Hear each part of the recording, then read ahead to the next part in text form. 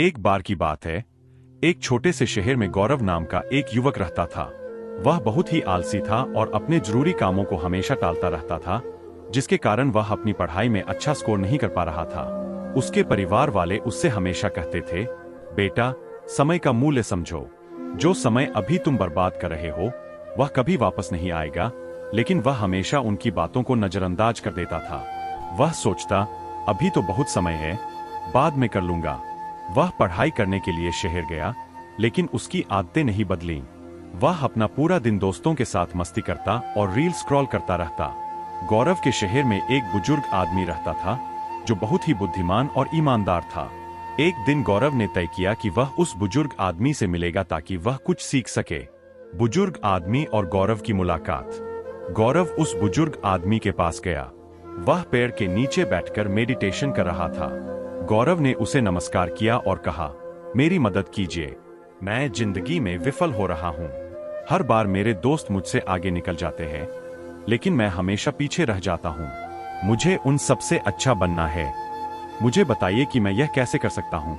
बुजुर्ग आदमी ने कहा, बेटा, तुम संघर्ष झेल रहे हो क्योंकि तुम अपने कामों को हमेशा टालते रहते हो और समय की कद्र नहीं करते। मैं तुम्हें एक कहानी सुनाता हूँ जिससे तुम समय के मूल्य को समझ सकोगे।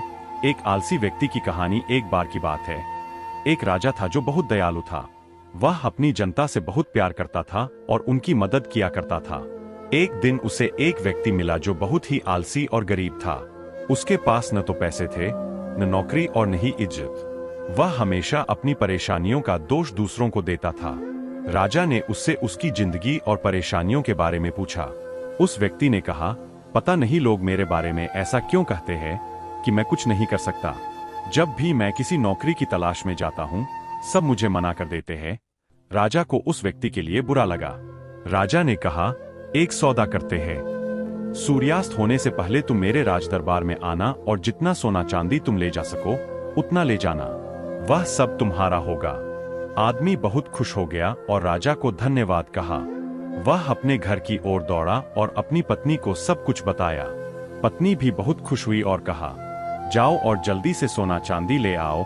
उस व्यक्ति ने कहा, मैं अभी नहीं जा सकता, मैं भूखा हूँ, पहले मुझे खाना दो।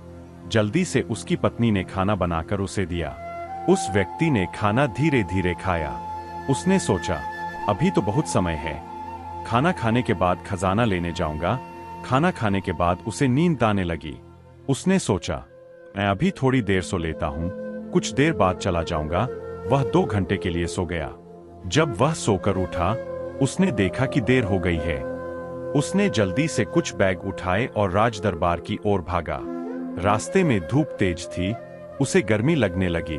उसने सोचा, थोड़ी देर पेड़ के नीचे आराम कर लेता हूँ, फिर आगे बढ़ूंगा। उस समय पेड़ के नीचे ठंडी हवा चल रही थी, जिससे उसे फिर नींद आ गई। इस बार वह 4 घंटे के लिए सो गया। जब वह सोकर उठा, उसने देखा कि शाम होने वाली है और सूरज डूबने वाला है। वह जल्दी से भागकर राजदरबार पहुंचा, लेकिन सूरज डूब चुका था और दरवाजे बंद हो चुके थे। वह व्यक्ति बहुत दुखी हुआ। उसने अमीर बनने का एक अच्छा मौका गवा दिया क्योंकि उसने समय के मूल्य को नहीं समझा। गौरव का बदलाव। बुजुर्ग आदमी ने कहानी खत्म की और गौरव की तरफ देखा।